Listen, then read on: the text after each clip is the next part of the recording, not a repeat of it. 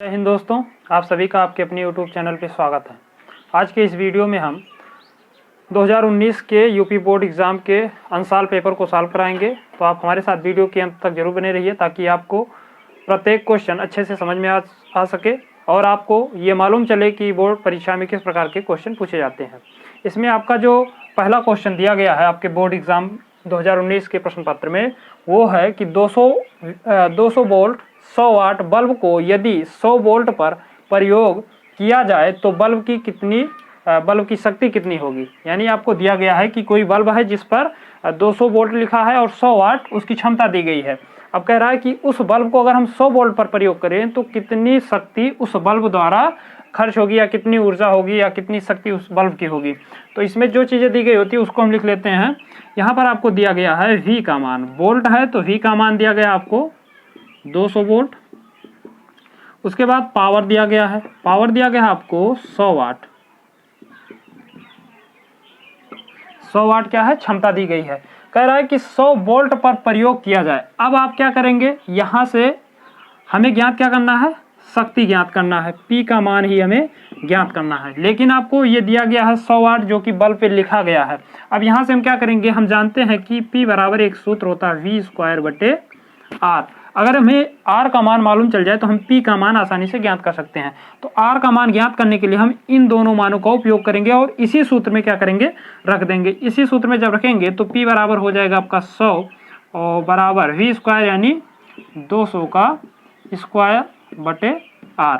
इसको आगे सॉल्व करेंगे तो ये हो जाएगा 100 और इसका वर्ग करेंगे तो ये हो जाएगा 40,000/R। हमें R का मान निकालना तो R को इधर ले आते हैं तो R बराबर हो जाएगा 40,000/100। 00 से 00 यहाँ से कैंसिल हो जाएगा। आपको R का मान मिल गया 400 ओम।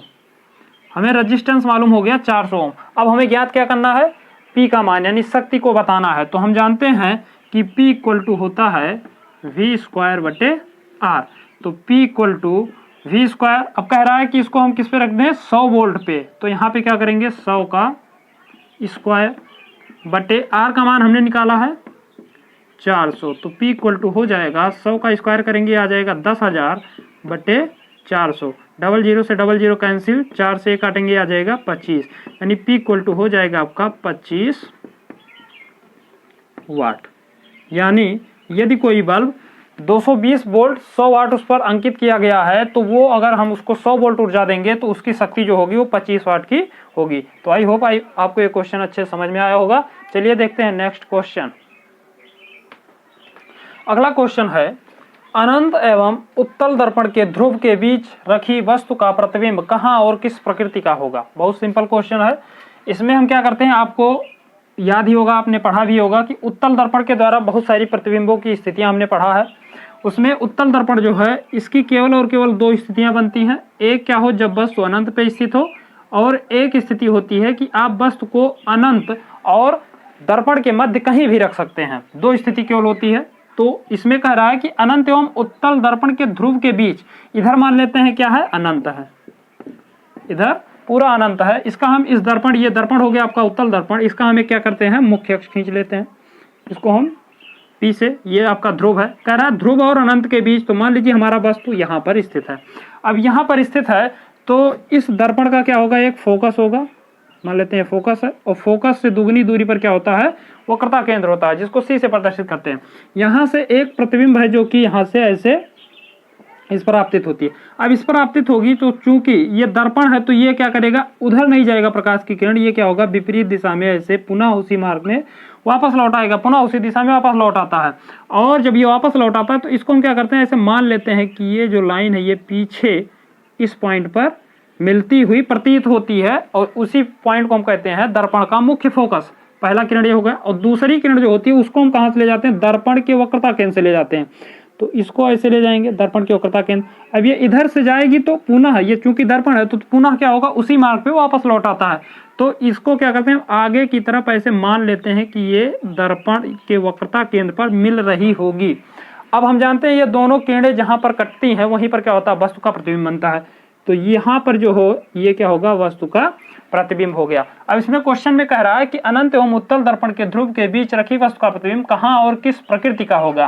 कहाँ बन रहा है तो आप देखेंगे तो दर्पण के ध्रुव और एफ के मध्य, तो आप लिखेंगे प्रतिबिंब P और F के मध्य। पहला पॉइंट किस प्रकृति का होगा। प्रकृति में आपको बताना है कि ये सीधा होगा कि उल्टा होगा, आभासी होगा कि वास्तविक होगा। तो यहाँ पर देखेंगे तो चूंकि किरणें रियल में क्या हो रही है, दूसरी दिशा में जा रही है, यहाँ पर हमें केवल आभास होता है कि वस्तु का प्रतिबिंब इधर बन रहा है। तो यहाँ पर लिखेंगे कि उसकी प्रकृति कैसी होगी, आभासी होगी। और आभासी के साथ साथ प्रतिबिंब देखिए तो क्या है, सीधा है। तो ये तीन चीजें आपको बताना था इस क्वेश्चन में। तो आई होप आपको समझ में आया होगा। इसका स्क्रीनशॉट लेना चाहें तो ले लीजिए। और चलिए देखते हैं नेक्स्ट क्वेश्चन। देखिए थर्ड क्वेश्चन जो दिया है वो दिया है कि निर्वात में प्रकाश की चाल 3 × 10⁸ मीटर प्रति सेकंड है, तो कांच जिसका अपवर्तनांक 1.5 है में प्रकाश की चाल क्या होगी। आपको दिया है निर्वात में प्रकाश की चाल, सब लोग जानते ही होंगे कि 3 × 10⁸ मीटर प्रति सेकंड होता है। आपको बताना है कि ये जब कांच में प्रवेश करता है तो कांच में उसकी चाल क्या होगी। चूंकि इसमें कांच का अपवर्तनांक आपको दिया गया है 1.5, तो जो चीजें दी गई लिख लेते हैं। C बराबर, C को हम प्रकाश की चाल से प्रदर्शित करते हैं, तो C इक्वल टू हो जाएगा 3 × 10⁸ मीटर प्रति सेकेंड। तथा आपको यन क्या होता है, अपवर्तनांक होता है। जी फॉर ग्लास, कांच का अपवर्तनांक मान लेते हैं, ये आपको दिया ही है 1.5। अब आपको बताना है कि कांच में प्रकाश की चाल, तो मान लेते हैं कांच में प्रकाश की चाल जो है वो Vg है। V मतलब वेग हो गया, स्पीड हो गई, और ये आपका G मतलब ग्लास हो गया। Vg का मान आपको ज्ञात करना है। अब Vg का मान ज्ञात करने के लिए आपको मालूम होना चाहिए निरपेक्ष अपवर्तनांक। निरपेक्ष अपवर्तनांक क्या होता है, किसी भी पदार्थ में जब प्रकाश की चाल निर्वात से डायरेक्ट किसी माध्यम में प्रवेश करती है तो उस स्थिति में हम उस पदार्थ का निरपेक्ष अपवर्तनांक ज्ञात करते हैं। और अगर हम कांच का निरपेक्ष अपवर्तनांक निकालें तो यहां से होगा Ng इक्वल टू निर्वात में प्रकाश की चाल बटे माध्यम में प्रकाश की चाल। माध्यम हमारा कौन सा, ग्लास है, तो कांच यहाँ पे लिख देंगे, G लिख देंगे।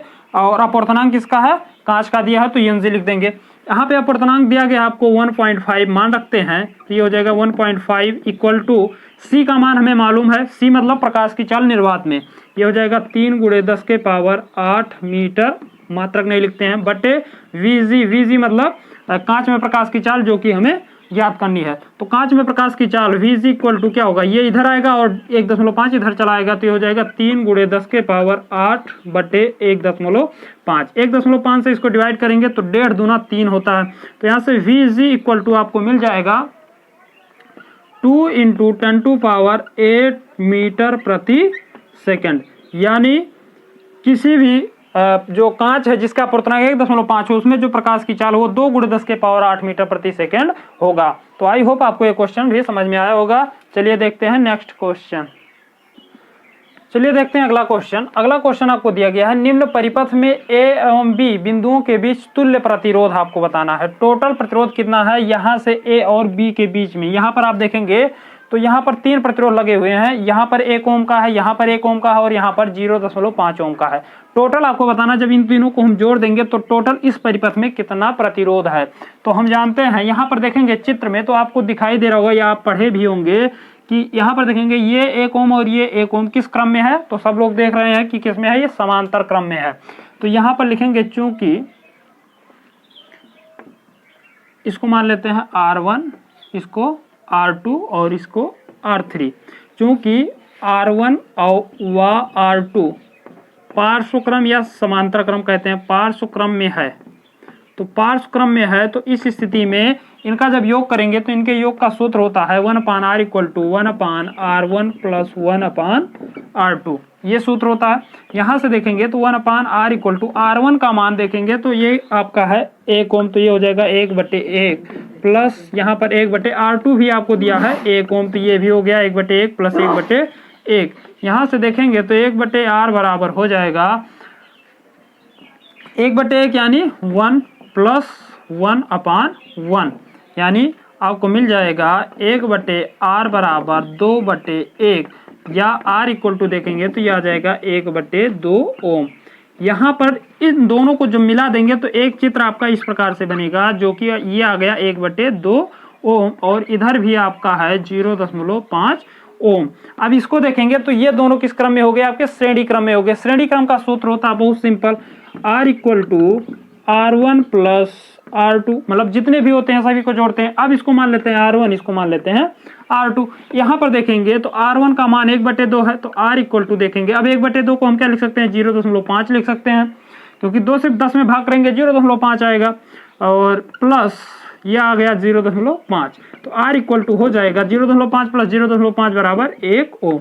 ये आपका हो जाएगा आंसर। तो आई होप आपको जितने भी बहुविकल्पीय टाइप के क्वेश्चन थे वो सब अच्छे से समझ में आया होगा। अब चलिए देखते हैं जो कि आपके 2-2 नंबर, ये सारे के सारे क्वेश्चन 1 नंबर में पूछे गए थे। अब आइए देखते हैं जो कि 2-2 नंबर के क्वेश्चन है उनको समझने का प्रयास करते हैं। चलिए देख लेते हैं अगला क्वेश्चन। ये सारे के सारे क्वेश्चन 2019 के जो पेपर है आपका, और पेपर का कोड मैं आपको बता दे रहा हूं, ये है पेपर कोड 824, मतलब 824 BJ 824 BJ पेपर सेट का ये सारा क्वेश्चन है। अगर आपके पास अनसॉल्व हो तो उसमें देख सकते हैं। यहाँ पर देखेंगे तो आपको ये क्वेश्चन कह रहा है, ये क्वेश्चन है 2 नंबर का, बहुत सिंपल क्वेश्चन है। इसमें दिया गया है 1 वोल्ट के एक सेल का आंतरिक प्रतिरोध 0.5 ओम है, मतलब एक सेल है जिसका वोल्ट कितना है, 1.5 वोल्ट है। 1.5 वोल्ट मतलब जो पतला वाला सेल होता है, घड़ी वाला सेल होता है। आंतरिक प्रतिरोध दिया गया 0.5 ओम। इस सेल द्वारा प्राप्त अधिकतम धारा का मान, अधिकतम धारा यानी I का मान आपको ज्ञात करना है। दिया है आपको V का मान, कैपिटल V का मान 1.5 वोल्ट, तथा आपको रेजिस्टेंस दिया है 0.5 ओम। अब हम ओम के नियम के अकॉर्डिंग एक सूत्र पढ़े हैं, V equal to I into R। Ohm का नियम ये सूत्र है, हमें I का मान ज्ञात करना, तो यहाँ से सूत्र हो जाएगा I इक्वल टू V/R। तो I इक्वल टू हो जाएगा, V का मान हम देखेंगे तो यहाँ पर है 1.5 बटे R का मान देखेंगे तो 0.5। 0.5 से इसमें भाग करेंगे तो आएगा 3। अगर इसमें ना समझ में आए तो क्या करिए, 10 से ऊपर नीचे गुणा कर लीजिए, दशमलव आपका हट जाएगा। तो I इक्वल टू हो जाएगा 15/5। इससे डिवाइड करेंगे तो 5 × 15, और यही हो जाएगा आपका आंसर। I इक्वल टू आ गया आपका 3 एम्पियर। तो आई होप आपको ये क्वेश्चन समझ में आया होगा। बहुत सिंपल क्वेश्चन है, इससे आपको 2 नंबर एकदम से मिल जाएगा। आप अगर अच्छा नंबर पाना चाहते हैं बोर्ड एग्जाम में, तो आप न्यूमेरिकल पर अपनी अच्छी पकड़ बनाए रखिए। अगर आपको थ्योरी नहीं याद है तो उसके अथवा करके एक क्वेश्चन, आर में एक क्वेश्चन आपको न्यूमेरिकल दे देता। अगर न्यूमेरिकल आपको आ रहा है तो पूरा का पूरा नंबर आप आसानी से गेन कर सकते हैं। तो आई होप आपको ये क्वेश्चन अच्छा समझ में आया होगा। चलिए देखते हैं नेक्स्ट क्वेश्चन। चलिए देख लेते हैं अगला क्वेश्चन जो कि 4 नंबर का है। बहुत ही सिंपल क्वेश्चन है, लेकिन आपको ये 4 नंबर बहुत ही आसानी से दिला सकता है। देखिए, इसमें न्यूमेरिकल को सॉल्व करने से पहले आपको मालूम होना चाहिए कि हमें सवाल में क्या क्या चीजें दी गई हैं तथा हमें ज्ञात क्या क्या चीजें करनी है। तो क्वेश्चन को पढ़ते हैं। इसमें दिया गया है एक 5 सेंटीमीटर लंबी वस्तु, यानी वस्तु की लंबाई को दिया है, और वस्तु की लंबाई को हम O से डिनोट करते हैं। O का मान आपको दिया है 5.0 सेंटीमीटर। O मतलब ऑब्जेक्ट, ऑब्जेक्ट मीन्स वस्तु होता है। वस्तु की लंबाई आपको 5 सेंटीमीटर दी गई है। 10 सेंटीमीटर फोकस दूरी के एक उत्तल लेंस है जिसकी वो जो फोकस दूरी है वो 10 सेंटीमीटर है। तो उत्तल लेंस की फोकस दूरी को हम हमेशा धनात्मक रखते हैं। ये आपको मालूम होना चाहिए, चिन्ह परिपाटी का नियम। नहीं तो यहाँ पे अवतल लेंस में क्या होता है, माइनस हो जाता है, तो उस स्थिति में गलत हो जाता है क्वेश्चन। आपको चिन्ह परिपाटी का नियम मालूम होना चाहिए। उसके अकॉर्डिंग जो उत्तल लेंस की फोकस दूरी होती है वो क्या होती है, आपकी धनात्मक होती है। तो ये हो गया।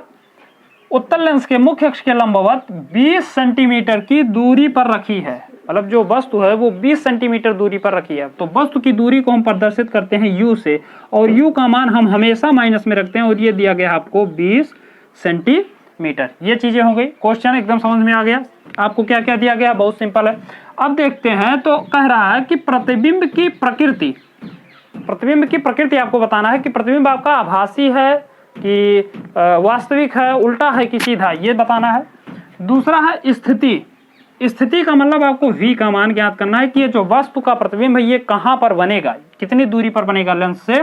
तथा आकार का मतलब I मतलब इमेज की साइज आपको बतानी है कि वो छोटा होगा बड़ा होगा, ये चीज बतानी है। तो चलिए सॉल्व करते हैं। बहुत सिंपल क्वेश्चन, अगर आपने पढ़ा हो तो हम जानते हैं लेंस का सूत्र, लेंस का सूत्र किसी भी लेंस के लिए, चाहे उत्तल हो चाहे अवतल हो, हम पढ़े हैं 1/f = 1/v और -1/u। ये सूत्र सभी लोगों ने पढ़ा है। इसमें देखेंगे तो f का मान आपको दिया गया है 10 सेंटीमीटर, तो यहां से हो जाएगा 1/10 = 1/v का मान हमें क्या करना है, ज्ञात करना है, तो v का v ही रहने देते हैं, -1/u। u का मान देखेंगे तो u का मान आपको दिया है माइनस का 20 सेंटीमीटर, तो माइनस का 20 लिख देते हैं। यहाँ पर देखेंगे तो माइनस माइनस ये क्या हो जाएगा, प्लस हो जाएगा, तो ये आ जाएगा 1/10 = 1/v + 1/20।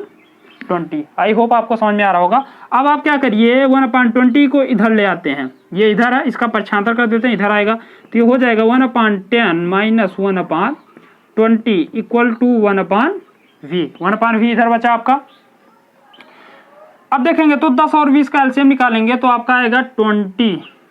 10 और 20 का एलसीएम जो होगा वो v सही होगा। अब 10 से इसमें भाग करेंगे तो 10 से इसमें भाग करेंगे तो आएगा आपका 2 और गुणा अंश आपका है 1 तो 1, माइनस है तो माइनस, 20 से 20 में भाग करेंगे आपका आएगा 1 और इंटू 1, अंश में 1 है तो अंश का गुणा करते हैं बराबर 1/v।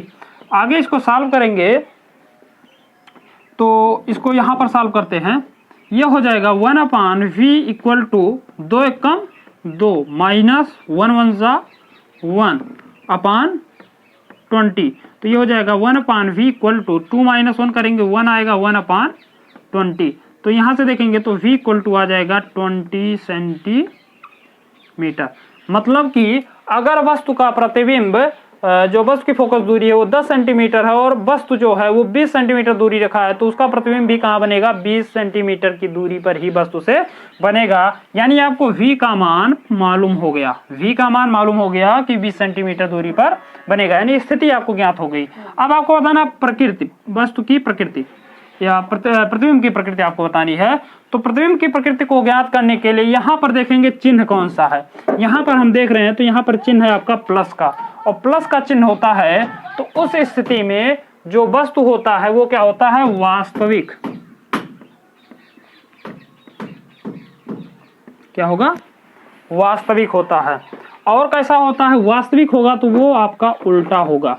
तो ये हो गई आपकी प्रकृति, बहुत सिंपल है। अगर यहाँ पर प्लस है तो वस्तु कैसा होगा, वास्तविक होगा और उल्टा होगा। अब हमें बताना इमेज की साइज कितनी है। तो इमेज की साइज के लिए हमने सूत्र पढ़ा है I/O = v/u, ये आवर्धन का सूत्र है।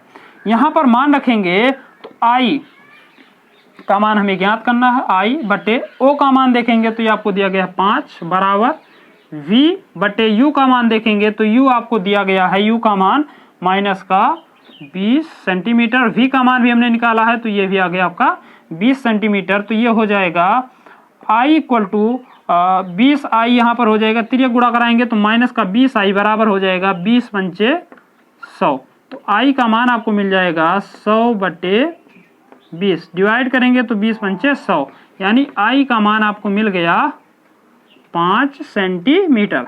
अब वस्तु का जो साइज है वो कैसा हो गया हमारा, 5 सेंटीमीटर। तो आई होप आपको ये क्वेश्चन अच्छे से समझ में आया होगा। बहुत सिंपल क्वेश्चन है, इतना सा आपको सॉल्व करना और आपको 4 नंबर बहुत आसानी से मिल सकता है। तो इसका स्क्रीनशॉट लेना चाहें तो आप ले सकते हैं। और चलिए देखते हैं इस वीडियो का लास्ट क्वेश्चन। चलिए देख लेते हैं लास्ट क्वेश्चन, और ये क्वेश्चन भी आपका 4 नंबर का है। बहुत सिंपल क्वेश्चन है, मुश्किल से 2 मिनट का काम है और 4 नंबर आप आसानी से ज्ञान प्राप्त कर सकते हैं। देखिए इसमें दिया गया है लेंस की क्षमता से क्या तात्पर्य है। इस क्वेश्चन को लिखते समय आपको लेंस की क्षमता का परिभाषा लिखना होगा। मैं आपको बोल दे रहा हूं, अगर आप लिखना चाहें तो लिख सकते हैं कि किसी भी लेंस की क्षमता उसके द्वारा प्रकाश को मोड़ने की क्षमता है, या आप ऐसे लिख सकते हैं कि प्रकाश की किरणों को ज्यादा से ज्यादा मोड़ने की क्षमता क्या होती है, लेंस की क्षमता कहलाती है। बहुत सिंपल परिभाषा है, प्रकाश की किरणों को मोड़ने की क्षमता लेंस की क्षमता कहलाती है। आगे इसमें एक न्यूमेरिकल है, यदि किसी लेंस की क्षमता 2 डायोप्टर है। अब लेंस की क्षमता को हम P से प्रदर्शित करते हैं, P का मान दिया गया आपको 2 डायोप्टर, तो उसकी फोकस दूरी तथा प्रकृति क्या होगी आपको बताना, उसकी फोकस दूरी क्या होगी। फोकस दूरी यानी स्मॉल f का मान ज्ञात करना, और प्रकृति बतानी है और प्रकृति में बताना है कि वो लेंस है वो अवतल लेंस है कि उत्तल लेंस है, ये चीज आपको ज्ञात करना है। तो हम जानते हैं P इक्वल टू होता है 1/f, वो भी किसमें, मीटर में होता है। तो P का मान आपको दिया गया है 2 मीटर 2 डायोप्टर, तो F का मान यहाँ से ज्ञात कर सकते हैं। यहाँ से F equal to F metre में ज्ञात करेंगे तो यहाँ पर हो जाएगा F इक्वल टू 1/P, मान रखेंगे तो 1/2। तो यहाँ से F जो कि मीटर में होता हमेशा, तो यह आ जाएगा 0.5 मीटर। लेंस की फोकस दूरी कितनी है, 0.5 मीटर। अगर आप इसको सेंटीमीटर में बदलना चाहें तो वो आ जाएगा 50 सेंटीमीटर। अब आपको बताना है प्रकृति। प्रकृति का पता हम यहीं से लगाते हैं फोकस से। फोकस आप देखेंगे तो किसमें है, प्लस में है। अगर फोकस प्लस में है तो इसका मतलब है कि ये जो लेंस है वो क्या है, अवतल लेंस है। क्या है, अवतल लेंस है। तो आई होप आपको ये वीडियो अच्छे से समझ में आया होगा। यदि आपको वीडियो अच्छा लगा हो तो वीडियो को लाइक कीजिए, चैनल को सब्सक्राइब कीजिए। मिलते हैं अगले वीडियो में अगले पेपर के साथ जो कि अनसॉल्व होगा, उसको सॉल्व करेंगे। तब तक के लिए जय हिंद।